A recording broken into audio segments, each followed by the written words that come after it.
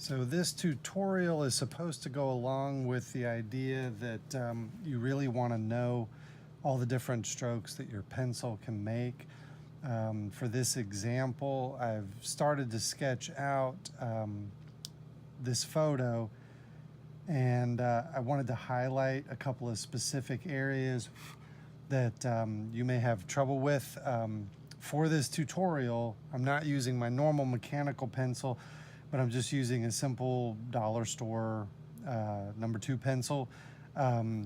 Also, for this tutorial, I have more than one, and I have both of them sharpened as much as you can to make sure we've got the ability to do plenty of detail and very small work, and I can switch without having to sharpen it and slow down.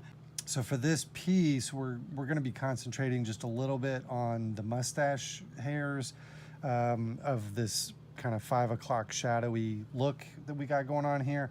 The idea behind this is if you're halfway into a piece and you find a texture like this that you're unfamiliar with, that you haven't drawn before, don't be afraid to pull a scratch piece of paper. I'm doing it on the same piece here, but pull a scratch piece of paper, highlight the area that you want to do, and just work on that texture. For this one, we're literally just doing bunches of little tiny dots to start off with to get the general shape of that mustache, where it would be growing in and where those little individual hairs are. And the whole idea with this specific piece is that we're going to go back over this and darken it. So you don't have to be super exact where you drop these dots. I am going to draw just the edges of the lip in here so that we have an idea of where that lip comes into play, because there's obviously a lighter bit above the lip where that mustache does not actually enter. So we're just going to keep doing these little dots, and again, this is a good reason to have your pencil as sharp as you can get it, so you can get as many of these little guys in here as possible. And once you've got a pretty good amount of these guys in there, and I'm kind of laying them out fairly uniform. The reason behind it is we're going to shade underneath it, or over it, I guess, to kind of give it some shadow and a little bit more depth. So we can see in this piece, it's actually much darker here and through the center of it, and it gets lighter as it goes to the top and bottom. So we're just kind of scribble in a little bit of that shading as we go, and you can keep going darker and darker on this as you like.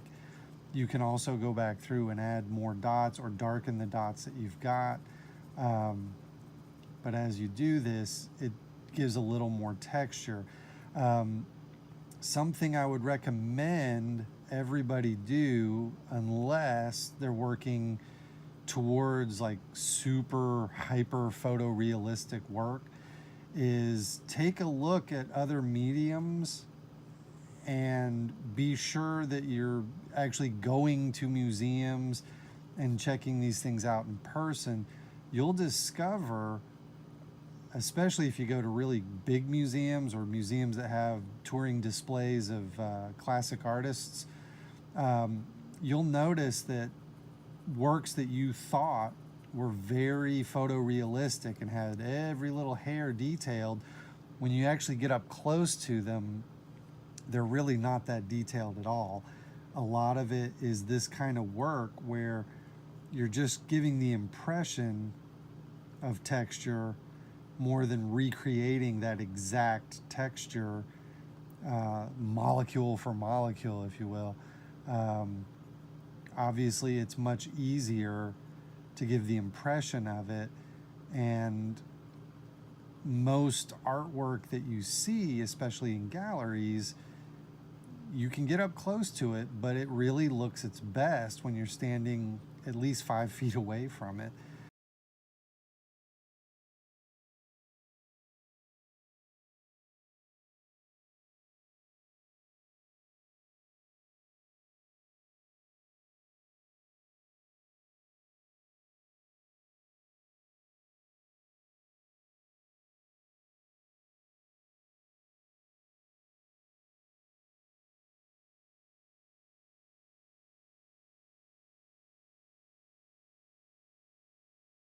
Hope this helps.